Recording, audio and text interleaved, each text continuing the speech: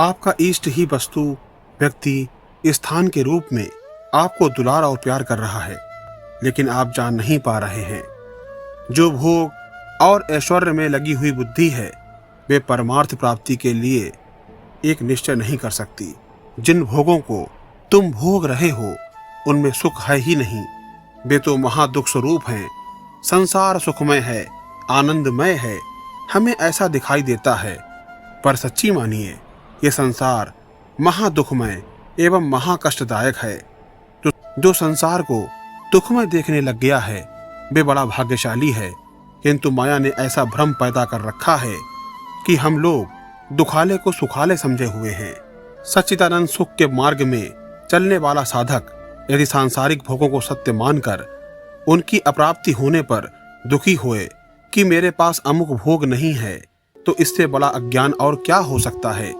जो ये कहते हैं कि बिना भोगों के जीवन निरर्थक है, ये कितनी अज्ञान की बात है। अरे, जिन भोगों के लिए अज्ञानी पुरुष लालायित रहते हैं, इस मार्ग के पथिकों ने उन भोगों को विष्ठा की तरह, बमन की तरह त्याग दिया। जो विषया संतन तजी, मूण ताहि लपटात, ज्यो नर डारत बमन करी, स्वान स्वाद सो खात। कहीं अल्प सुख में आप विश्राम न मान लें, कहीं अल्प सुख में आप राजी ना हो जाएं, क्योंकि जो अल्प सुख का भोगी है, वह भूमा सुख का अधिकार खो देता है। यह विषय सेवन प्रारंभ में तो अमृत जैसा लगता है, पर परिणाम में ये विषवत है। और परमार्थ का मार्ग प्रारंभ में विष जैसा लगता है, लेकिन परिणाम में अमृत स्वरूप है। परम सात्विक सुख है। जो प्रारंभ में सुख की लालसा से विषय सेवन करता है, तो निश्चित समझ लीजिए उसको परिणाम में महाविष महादुख प्राप्त होगा।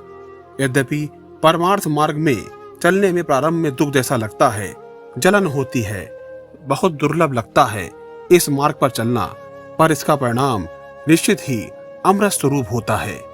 जो हम लोग संसार की तरफ आकर्षित होने में हर्षित होते हैं और भगवत मार्ग में चलने में भय सा लगता है, उसका पहला कारण यह है विषय पेयता और दूसरा कारण ब्रह्मचर्य की कमी। जिनको ये लग रहा है कि भगवत प्राप्ति कठिन है, वह उन्हें विषया शक्ति के कारण ऐसा लग रहा है। अन्यथा भगवत प्राप्ति करना सबसे सरल है, क्योंकि प्रभु हमारे अपने हैं, वे हमारे आधार हैं, हमारे जीवन हैं, हमारे अंशी हैं। लेकिन मैं मेरा और तू तेरा के भेद से इस माया में भ्रमित होकर हम उनको भूल गए हैं। अगर हम अहता ममता को छोड़ दें, तो बहुत जल्दी ही प्रभु की प्राप्ति हो जाएगी, क्योंकि प्रभु तो हमसे मिलने के लिए लालायित हैं। प्रेम रस की प्राप्ति में जो बाधक भाव है, वो भोग की आकांक्षा है। जब हम भोग की आकांक्षा से ऊपर उठते हैं, तब प्रेम रस में बाधक हो जाता है मोक्ष की आकांक्षा। अगर मोक्ष की भी आकांक्षा है, तो प्रीति बाधित हो जाती है। ना तो इस संसार के सुख वैभव की आकांक्षा हो और ना ही मोक्ष की आकांक्षा हो।